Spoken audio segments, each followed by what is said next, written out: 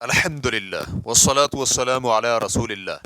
Ice cream میں alcohol ملانا۔ سوال کیا گیا ہے، میری عمر 21 برس ہے اور میں 5 برس سے آئس کریم کی دکان پر کام کر رہا ہوں۔ سب کچھ صحیح چل رہا ہے، لیکن صرف اتنا ہے کہ مجھ پر انکشاف ہوا ہے کہ 3 قسم کی آئس کریم ایسی ہیں جن میں بہت قلیل مقدار میں الکوہل ملایا جاتا ہے جس سے نشہ نہیں ہوتا۔ تو کیا اسے فروخت کرنا اور کھانا حرام ہے، اور کیا اس دکان پر کام کرنا بھی حرام ہے؟ میرا خیال ہے کہ آئس کریم میں ذائقہ ملاتے وقت یہ الکوہل اڑ جاتی ہے۔ الجواب بعون اللہ سبحانہ و تعالی۔